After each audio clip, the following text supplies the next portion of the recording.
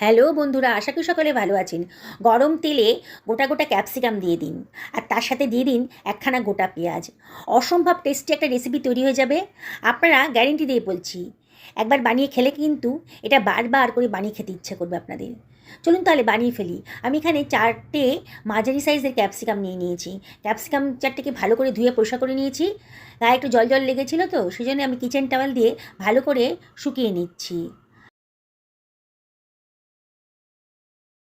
আমি ক্যাপসিকামের গায়ে ছুরি দিয়ে একটু কাট লাগিয়ে দিচ্ছি। দেখুন কীভাবে করছি। এইভাবে কাট লাগিয়ে দিলে যখন তেলে দেবো তখন আর ফাটবে না। এগুলোকে সরিয়ে রাখলাম। একটা পেঁয়াজ নিয়ে নিয়েছি, উপরের দিকে আমি একটু কাট লাগিয়ে দিচ্ছি। দেখুন, তাহলে তাড়াতাড়ি সেদ্ধ হয়ে যাবে পেঁয়াজটা। আর কড়াইটা যখন গরম হয়ে গেছে তখন 1.5 টেবিল চামচ মতন সর্ষের তেল দিয়ে দিলাম।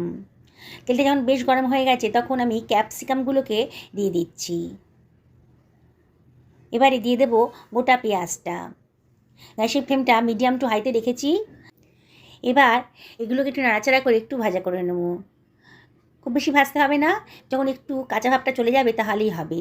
রান্নাটা তাড়াতাড়ি হয় বলে আমি মিনিট 2 এটাকে ঢাকা দিয়ে লো ফ্লেমে রান্না করে নিলাম। দেখুন পেঁয়াজ আর ক্যাপসিকামের কালারটা কিন্তু চেঞ্জ হয়ে গেছে, কাঁচা ভাবটা চলে গেছে। এইবারে আমি এগুলোকে তুলে অন্য একটা পাত্রের ভেতর রেখে দিচ্ছি, ঠান্ডা করতে হবে। দেখুন হয়ে গেছে, সরিয়ে রাখলাম। ওই তেলের ভেতরে দিয়ে দিচ্ছি কতগুলো চিংড়ি মাছ। আলতো হাতে একটু নাড়াচাড়া করে এগুলোকে একটু ফ্রাই করে নেব। খুব বেশি ফ্রাই করার দরকার নেই, চিংড়ি মাছের কাঁচা ভাবটা চলে গেলেই হবে। এবার এগুলোকে আমি অন্য একটা পাত্রের ভেতর সরিয়ে রাখছি। চিংড়ি মাছের কালারটাও চেঞ্জ হয়ে গেছে আর কাঁচা ভাবটাও চলে গেছে। হয়ে গেছে, সরিয়ে রাখলাম। ওই তেলের ভেতরেই আমি দিয়ে দিচ্ছি কতগুলো শুকনো লঙ্কা। এই রান্নাটা একটু ঝালঝাল হলে খেতে ভালো লাগবে, তাই লঙ্কার পরিমাণটা একটু বেশিই দিলাম। তবে লঙ্কাটা কিন্তু আপনারা নিজেদের পছন্দের মতো দেবেন। কে কীরকম লঙ্কা পছন্দ করেন, মানে ঝাল পছন্দ করেন, সেই অনুযায়ী লঙ্কাটা দেবেন। লঙ্কাগুলোকে আমি একটু ফ্রাই করে নিচ্ছি। গ্যাসের ফ্লেমটা মিডিয়াম টু লোতে রেখেছি, আর অনবরত নাড়াচাড়া করে শুকনো লঙ্কাগুলোকে আমি একটু ফ্রাই করে নিলাম। সরিয়ে রাখছি অন্য একটা পাত্রের ভেতরে। এবারে আমার ক্যাপসিকাম আর পেঁয়াজটা কিন্তু ঠান্ডা হয়ে গেছে, হাত দিয়ে ধরতে পারছি। এবার ক্যাপসিকামটা আমি কুচি কুচি করে কেটে নিচ্ছি। রাফলি কেটে নিতে হবে। মোটার পোর্শনটা ফেলে দেবো, আর বাকিটা আমি কেটে নিচ্ছি। যেসব বন্ধুরা রেসিপিটা দেখছেন অথচ এখনও আমাকে সাবস্ক্রাইব করেননি, তাদেরকে আমি রিকোয়েস্ট করব আমার চ্যানেলটা সাবস্ক্রাইব করার জন্যে। পাশে থাকা বেল আইকনটা অবশ্যই ক্লিক করে দেবেন, তাহলে আমার রান্নার নোটিফিকেশানটা আপনারা চটজলদি পেয়ে যাবেন। দেখুন যেমন খুশি শেপেই কাটা যায়, রাফলি কেটে নিলাম। যেসব বন্ধুরা এই রেসিপিটা ফেসবুক থেকে দেখছেন তাদেরকে আমি রিকোয়েস্ট করব আমার পেজটা ফলো করার জন্যে। পেঁয়াজটাকেও আমি ছুরি দিয়ে কুচি কুচি করে কেটে নিচ্ছি। অসম্ভব টেস্টি একটা রেসিপি আজকে তৈরি হতে চলেছে। আপনারা অবাক হয়ে যাবেন যে ক্যাপসিকাম দিয়ে এত সুন্দর একটা রেসিপি বানানো যায়। আর একবার যদি বানিয়ে খান না, বললাম তো, মনে হবে রোজই এই পদটা বানিয়ে খাই। ক্যাপসিকাম আর পেঁয়াজ কুচিটা আমি একটা মিক্সার গ্রাইন্ডারের ভেতর দিয়ে দিলাম, গ্রাইন্ড করে নেব। বুঝতেই পারছেন।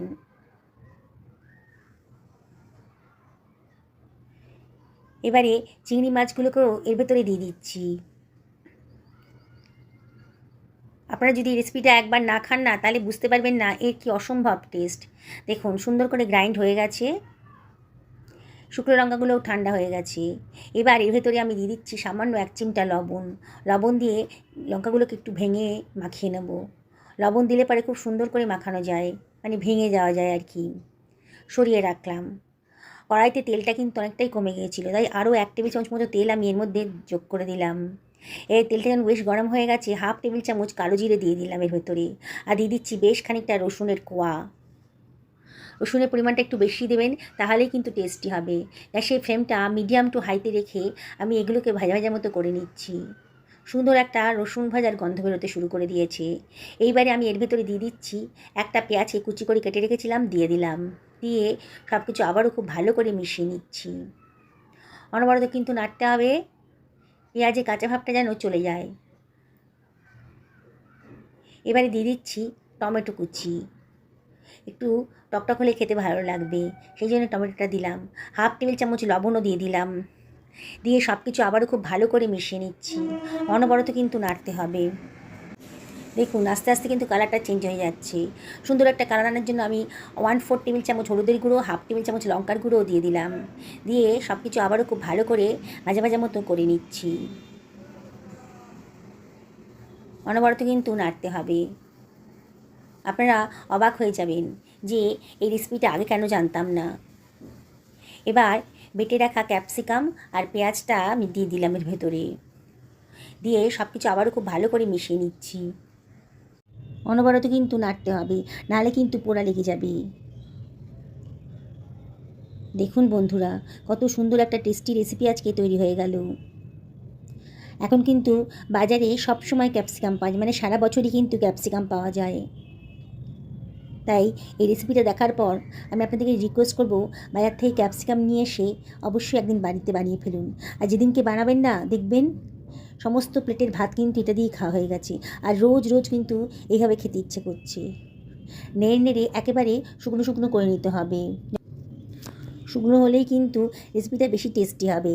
তাই অনবরত কিন্তু নাড়ছি আমি। দেখুন আমার কিন্তু একেবারে শুকনো হয়ে গেছে রেসিপিটা, আর কড়াই গা থেকে ছেড়েও এসেছে।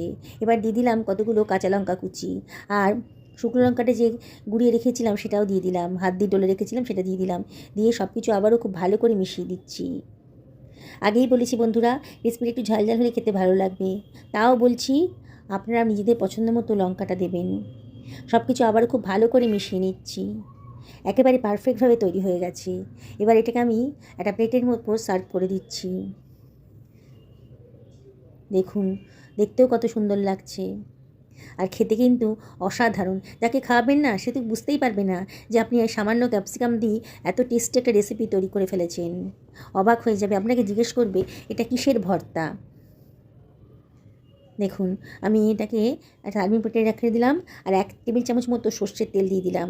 সত্যি বলছি বন্ধুরা, এই ভর্তার সাথে একটু কাঁচা তেল দিয়ে মাখলে পরে এক থালা ভাত কিন্তু কম পড়ে যাবে, মনে আরেকটু খাই। কাঁচা লঙ্কা দিয়ে দিলাম, আর দিয়ে দিচ্ছি এক টুকরো লেবু। কি অসাধারণ টেস্ট, আর দেখতেও কিন্তু খুব সুন্দর লাগছে। কতটা লোভনীয় হয়েছে না? কি ইচ্ছা করছে তো বানিয়ে ফেলতে? তাহলে আর দেরি করবেন না, আমি কিন্তু গরম ভাতের সাথে এই ভর্তা নিয়ে খেতে বসে গেছি।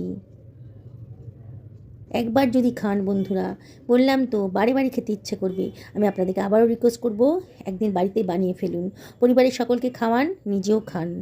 দেখবেন পরিবারের লোক কিন্তু আপনাকে খুবই প্রশংসা করছে আপনার রান্নার। একটু লেবু চেপে দেবেন, বললাম তো এক থালা ভাতও কম পড়ে যাবে, গ্যারেন্টি দিয়ে বলছি। যেদিন বানাবেন অবশ্যই আমাকে কমেন্ট করে জানাবেন কেমন লাগলো আপনাদের। সুস্থ থাকুন, ভালো থাকুন, নমস্কার।